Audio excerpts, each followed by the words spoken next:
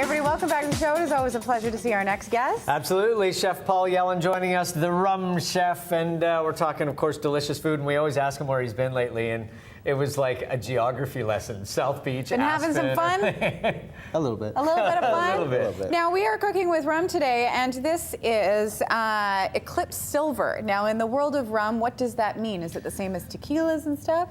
Well, this is a white rum, but it's a premium white rum. Normally, white rum is just a distilled liquor, and straight away, it's bottled. So it's 15 minutes old. But this is actually a triple distilled and aged white rum. Oh, interesting. So it's a little bit smoother, it's a little bit classier. And of course, check it out. I'm kidding. just like Fiona, smoother and classier. So what are we making today? It smells incredible. We're going to in here make already. drunken shrimp in a coconut rum curry sauce. Yeah, man. Delicious. That sounds like All Friday right, to me. where do we begin? We're at the beginning. At the beginning, At the with a beginning. red hot pan. So you can usually use, I would say a recipe is just something to follow. Right. You know, it's not a guide. It's just a guide. You don't have to do it. So It's the rough garlic, outline. always a little garlic, some onion. Yeah. Yeah, sweat that off. Butter, olive oil, it's your choice. But everything tastes better with butter. It really does. And you've added, is this ginger? Ginger, garlic ginger, some sweet pepper, Yeah. curry powder. Now, what happens with curry powder is when you heat it, it releases the oil. And you wouldn't think that a dry powder has oils, but it does. It does. And that's how you really release the flavor in curry. It smells so good. Yeah, I had no idea. From there, yeah. Well, and your influences, obviously, I mean, you know, where you grew up and where you've traveled and everything else. I mean, it's a real crossroads of all these different food styles and It cultures is. coming into. It is. And you're going to get a little bit of a fire. Oh, just a little. Just a little. But it burns off. So it's great that way. So when you're cooking, it really does burn off the alcohol. It does. Yeah. And so that just leaves you the flavor profile that you're looking Correct. at from the. A little from bit the rum. woody. So Nice. pineapple juice? Very Hopefully nice. that's not going to light on fire too. No, 'cause then this is we're- actually going to put out the flames, theoretically. theoretically. It stops the burn. We don't worry because we've got rum. How many different rums are there? Is that a stupid question? Hundreds. Yeah. Hundreds, literally hundreds. But since rum was invented in Barbados, there's only one. There is only one. Mount Gay rum is the oldest rum in the world. I didn't know it was the oldest. That's It's really the interesting. oldest continuously operating rum company, so it's older than America. It's over Really? 320 years old. Really? Unbelievable. 1703. And So Paul is known as the Rum Chef, and the reason he's known for the Rum Chef is because Mount Gay Rum asked him for 3 recipes that would pair well with rum. He nailed this job so well that he is now the corporate chef for Mount Gay Rum. And in that job, he gets to travel the world and promote the culture, cuisine, and rums of Barbados. He is the author of the popular rum cookbook, Infusion. This cookbook can be purchased right outside after this seminar. Paul will sign it, and And a free shot of rum. I knew that was coming, but it sounds so much better when he says it. Paul has catered events for President Obama, Barbados Independence Day, and the 40th anniversary of landing on the moon. These are big, big things. And he has been featured in the New York Times, the London Times, Bon Appetit, and many others. So without further ado, Chef Paul Yellen. Well, I want to thank everyone for coming out. I know it's been a very hectic weekend for a lot of us. Anybody was at Ambrosia last night? Yeah? So I know you're feeling it, right? It was a little hard to get up this morning. But like true professionals, we persevere. So basically, as Ray was saying, Barbados and the Caribbean itself, I don't think enough people show it's not the interest. They really just don't have the idea of what is available in the Caribbean, in Barbados. It's not just jerk chicken and rice and peas. I mean, I know people like it, it's a staple, but there's so many cultures, so many different types of people. People who live here, who grew up here, who emigrate here, and the cultures are all mixed, and everybody brings their own style, their own cuisine. If you travel to Jamaica or Trinidad, you will see just amazing cultures, people who are half Chinese, half Indian, beautiful people and beautiful food. And I don't think that there's enough emphasis on how to cook properly, and how to really marry these foods. And of course, now that we're in an age, through festivals like this, that pairing with American Express and Food and Wine, we're able to export ourselves. Hey, stay with me. When we come back, we'll be with my friends Sarah Graham of Southern Season Cooking School and Jimmy Hatt from Guerrilla Cuisine, two of Charleston's brightest and best culinary ambassadors. I'm just gonna get the pan a little hot. Don't wanna get it too hot. And we start with, a basic range of flavors where you build your flavors. A little pyramid, some garlic and onions. I love that smell. Right there. That's the smell. And what kind of peppers are those going in? Just little sweet peppers, mini sweet peppers. Ah, okay. No heat in those peppers? No, none. I'm gonna add heat in with either red pepper flakes. Uh-huh. I'm gonna use this instead of trying to flip it. That is magic smell right there. It does. It smells really good. And before, maybe a little bit of corn, a little bit more corn. And a bay leaf. I know I won't really I like to work with fresh bay leaf, but I don't always get it. If you ever use the pepper flakes, red pepper, just a little bit. I mean, I like my heat on the back end, so I use a pepper sauce. And here's the That smells really good. curry and salt mixture. I can smell that corn in there. You can pick out the corn. Yeah, I really can. That's why, it's funny how those little things make A little such bit a of butter difference. and some sausage. All right. So here's where the Caribbean influence comes in. Just a little bit. I'm gonna use a little overproof rum and just give us a nice, so instead of deglazing the pan with white wine, I'm just gonna use some rum. Okay. Ooh, nice. Beautiful. There we go. I happen to like a little more than normal. No, that's good. You're teasing us now. Come on. Rum-kissed shrimp and grits. Rum-drunken shrimp and grits. Now, I was first introduced to Chef Paul Yellen through his cookbook Infusion. I was amazed by the amount of recipes you could use with rum. You've since developed this moniker, this rock star moniker as the rum chef. But that's not all that you deal with, right? But No. tell me about rum. That's something that we all have in common in the Caribbean as well. Correct. Yeah, I mean, rum is just a fascinating story in itself, and I have to say the reason that I am the rum chef is because I realized and identified the link between food and rum. The story of food is the story of rum. They brought the sugar here to make money. They brought the Africans here to work it, and the food came with them. So it's culture. It's all part of culture. The reason why the Caribbean is just such an interesting topic is because of the mixes of people. You have the Africans, you have Portuguese, you have Spanish, you have English, Scottish, Indians, East Indians, Chinese, and it's just such a melting pot of culture and people and cuisine. And so history. And history, Yeah. of course. All of that comes with it. Yeah. You come And from the land of rum too. I mean, Barbados is synonymous with the oldest rum in the world. I'll give you guys that. Yes. Mount Gay Rum. And they have really supported your career as a culinary artist over the years. How do you see yourself really representing a new Caribbean culinary movement? well, I mean, it just half of it is luck, half of it is being, right place at the right time.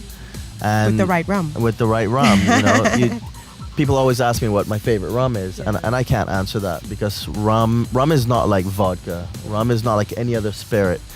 Everybody has a distinct style. There's different distillation, methods, but then you have the aging process and temperatures and the barrels, the actual sugar cane itself. So you get such a variety of colors and flavors and And then tastes. the countries that come And with the countries, them. and everybody is fiercely loyal Absolutely. to their rum. We're always seeing chefs in competition nowadays. You guys put on a performance. Right. It was so wonderful to watch. How No, was that there for was you? there was no ego that night. Yeah. There was no Only ego. fire. More fire for There you was, too. There was chefs having fun, helping each other, And what myself and some of the other chefs are trying to really incorporate is to do a new movement of culinary entertainment. Right? We want to be able to do these live events in front of people to show how we work. You know, everybody thinks a kitchen, you know, it's behind the doors and you never see what's going on. It's miserable, it's hot, it's hot sweaty, and it's crazy. correct. Yeah. And we like to refer to it as controlled chaos. Yeah. Right?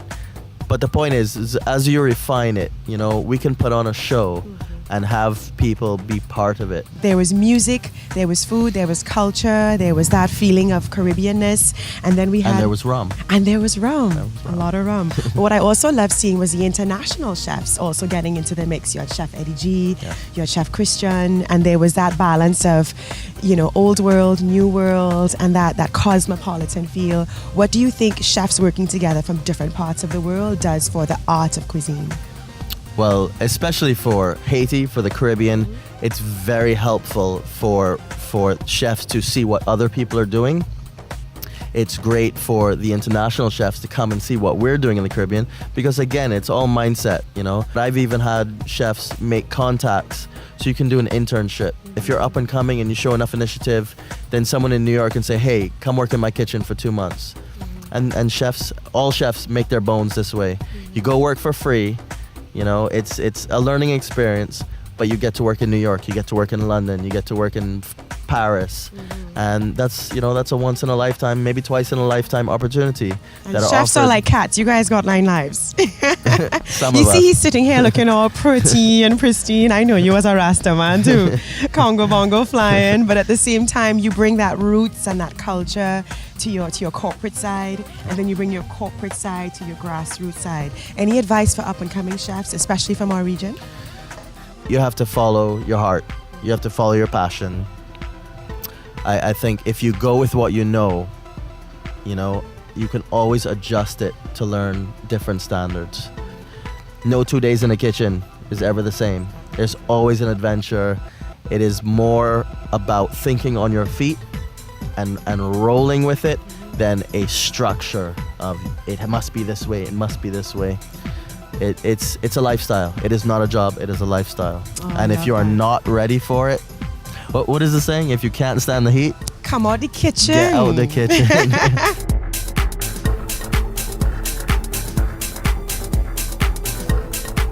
As far as you know, how did you get into making rum? I mean, was it the history that from before? What do you know about the South Carolina connection and rum? I was interested in rum having grown up in New Orleans and having my first drink on Bourbon Street being a hurricane. and then I marketed rums for larger companies, and I've always loved rum. And there is a history here of rum with the rum runners during Prohibition and British Navy, and it was actually used as cash for trade all over the colonial coast. Since I am the rum chef, it would be rude of me not to include some food to the mix. Now, each of these has a distinct flavor, distinct taste, distinct personality, and when I taste them, immediately I can see the food or the dishes that it would go with. This gold rum, right, even though it's a little bit young, 4 years, I can't wait for the 7-year-old. But this gold rum would be lovely in, say, a peppercorn sauce. So we do a rum peppercorn sauce over a nice steak. The spice, I would have to play with it a little bit more, but I'm sure the cocktails would just be amazing with it. The vanilla notes are clearly there. The cinnamon is present. So just a little ingenuity, and again, you have to test and play around with it, but the cocktails with this would be fantastic. And I have to say that immediately, just from smelling it and before I even tasted the Java, immediately tiramisu jumped to mind. So a rum tiramisu would just be perfect with this coffee flavored liqueur. And Scott was telling me a few minutes ago that one of their hottest ideas is a pineapple coffee pina colada. Now imagine what that would taste like for breakfast.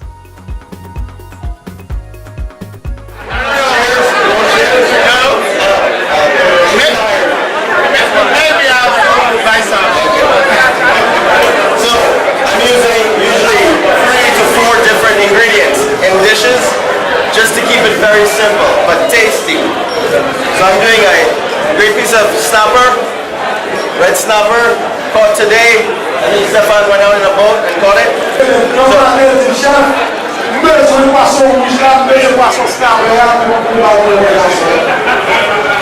Oh, that wind feels good. All right, a little seasoning, salt and pepper, white pepper. Anybody know what sous vide is? Have you heard the cooking sous vide? They cook under pressure in vacuum bags. So I'm cheating. I'm going to do a little cheat here. And what we're going to do is some fresh thyme.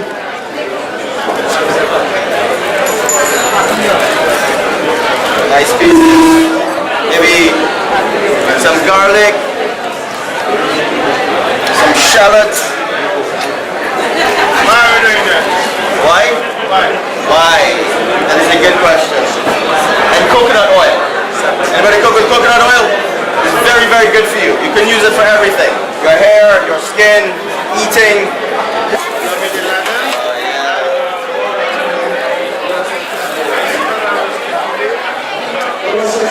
Some orange juice. Some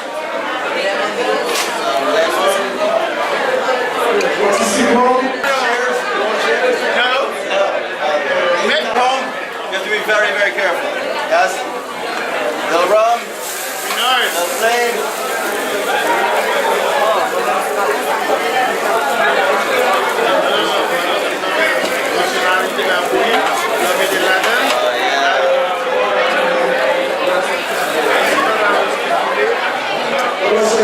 Some orange juice. Some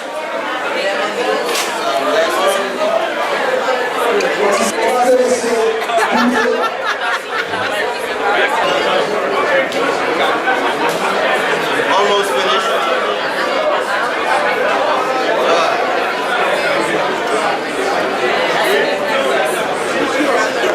Very easy to do.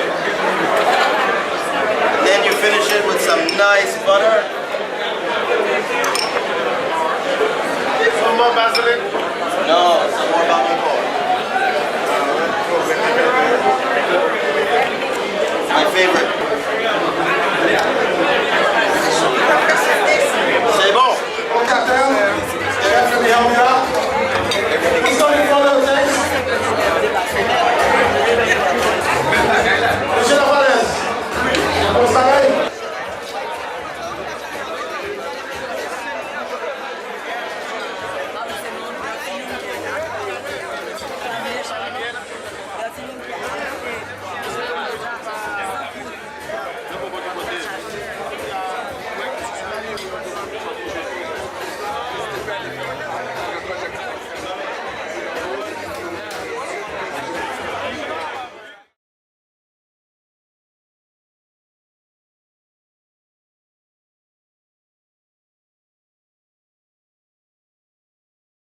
How I like to cook, first of all, I know you know my name is Paul Yellen.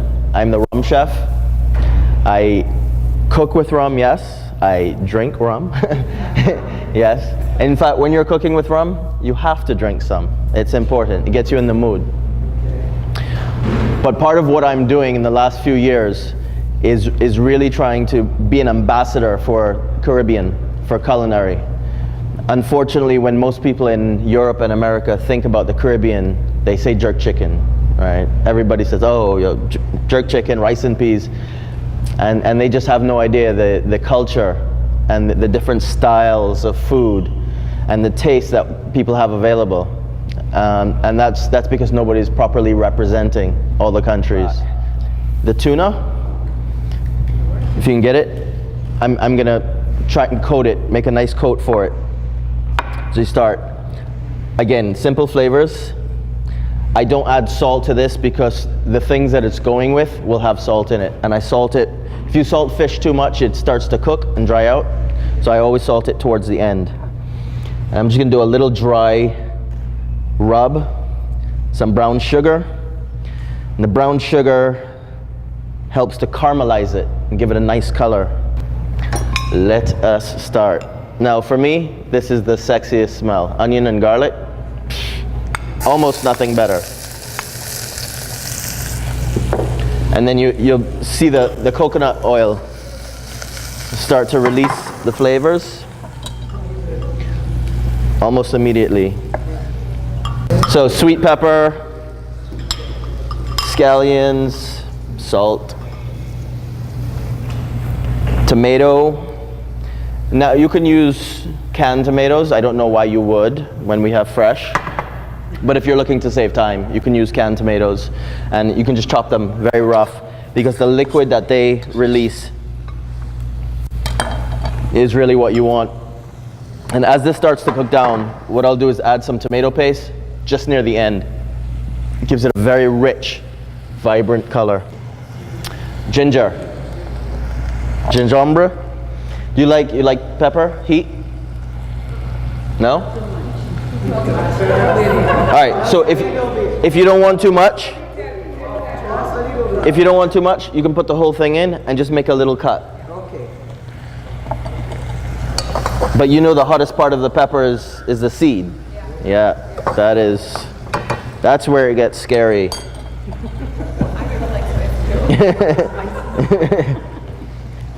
Has anybody seen these? It's a grater. This is called a rasper, and it's much finer. All you need to do is give this a wash. Right? The nutrients and the flavors are in the skin. Yeah. Most people peel it and they're wasting it. Again, I'm doing it this way because the flavors will release quicker. But if you're making a pot of this that you want to put aside, all you have to do is smash it. Just take it and give it a pound like that and put it in.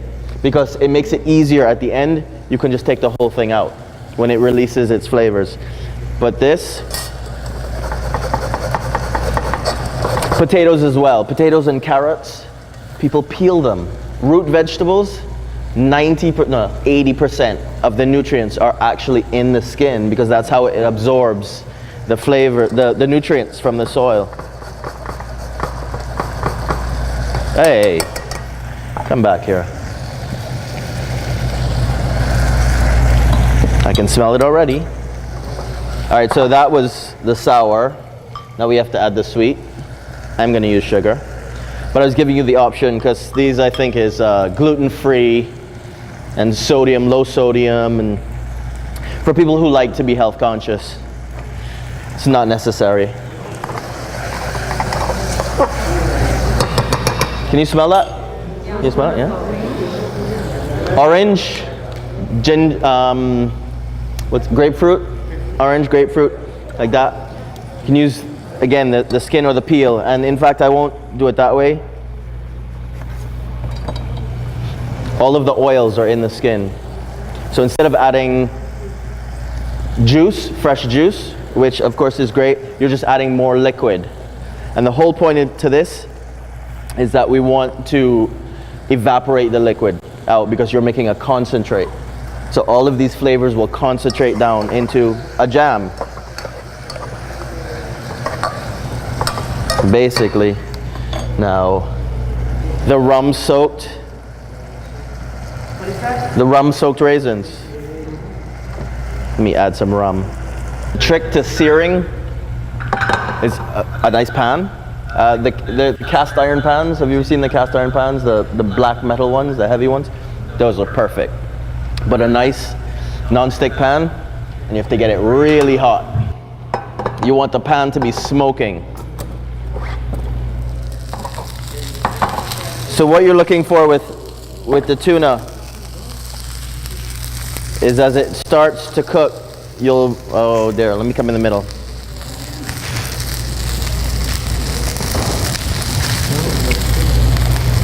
You realize that the line changes the color?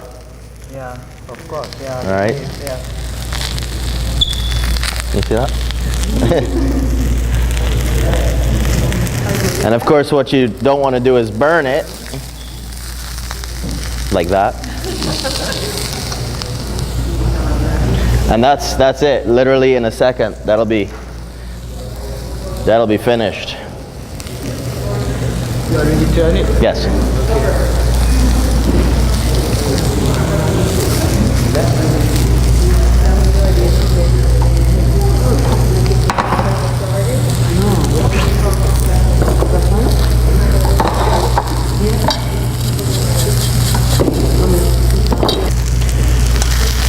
And now we take it off.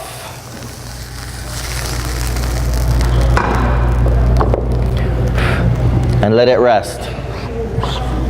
2 reasons. It's still cooking. It'll still be cooking. So if you leave it in the pan, it'll definitely overcook. Absolutely, definitely overcook. Now, I wasn't sure if this was going to cook in time, so what I did is one of those television tricks. Remade it a little bit ahead of time.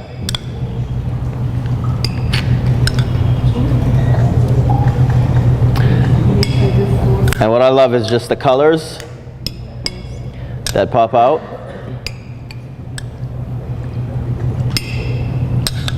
So the pesto that I made, just an easy mix, an easy blend with garlic, cilantro.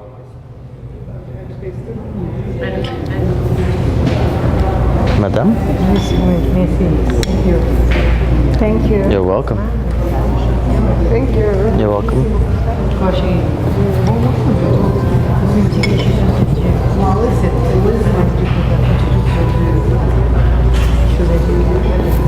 Toi aussi, vous n'avez pas suivi les règlements.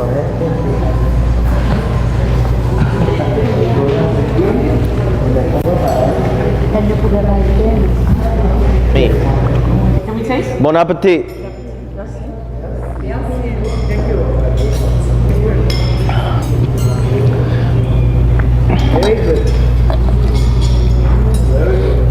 Comment ça va? Haiti. Haiti for the Wine Festival, yeah!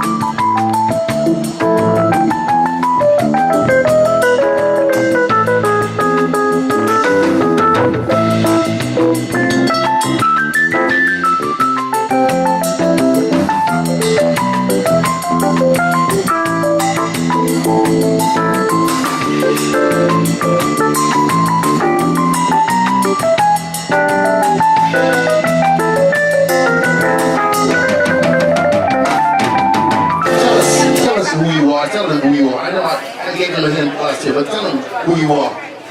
I'm the Rhum chef. He is the Rhum chef. The Rhum chef is here tonight. Chef Paul, the Rhum chef is here. Please, a round of applause for the Rhum chef. Now, my brother, my friend, what did you prepare this evening? What I'm seeing is just exquisite. Everything here is from this island. In fact, everything here is from within 20 miles of this hotel. Avant même de nous dire ce qu'il nous a préparé, écoutez ça. Tout ce qu'il y a dans cette assiette est d'ici, est d'Haïti. Il n'y a rien que vous allez recevoir dans la prochaine assiette qui n'est pas d'ici. En fait, il me dit que tout ce que vous allez goûter, tout ce qui est dans cette assiette, est dans un rayon de 20 000 kilomètres, vous pouvez le trouver. Donc, ce que vous allez goûter là, vous pouvez le faire chez vous. C'est déjà ça. Okay, now that we know that, what is it? It's a local lobster tail. It's a Mai Tai. Mai Tai is a drink, and I've made the flavors of the drink into the food. So it's coconut, it's rum, it's pineapple. Everything is in this dish. Écoutez, est-ce qu'il y a des gens ici qui connaissent le Mai Tai? Il y a des gens qui connaissent le Mai Tai? Le Mai Tai. Donc, vous avez la noix de coco, les ananas, le rhum. C'est ce mélange avec lequel il nous a fait la langouste. C'est une langouste Mai Tai. Okay, so we have an example here of a range of rums. All these are considered fine sipping rums. And that's what's interesting. Here you have one that's fully distilled. Notice here on the left, this is a very fine sipping rum, but it's completely clear. Distilled multiple times to get the clarity that we're seeing here, but wonderful flavors and a sipping rum in a clear note. Don't see that very often. And then we have, going off from lighter to darker, rums, again, all sipping rums, all of wonderful quality, blended in different ways with a secret recipe that each of these distillers would have to make just their special rum.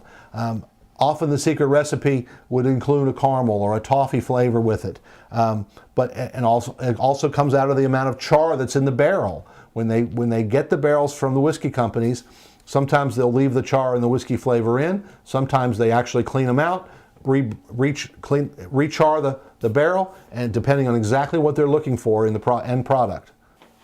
Here's a Scottish company, a whiskey producer, who've actually bought the molasses from these countries and taken it back to Scotland, distilled it, barreled it, and aged it in Scotland.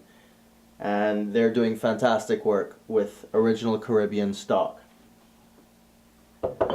Over here I see what really re-kickstarted the premium brand level of rum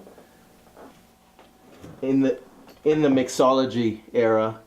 10 Cane, which comes from Trinidad, the stock comes from Trinidad, but they are, I guess, subcontracted by LVMH, Louis Vuitton Moet Hennessy, which is an ultra premium brand and a big alcohol house in the world. We all know the Moet Hennessy line and the Champagne line.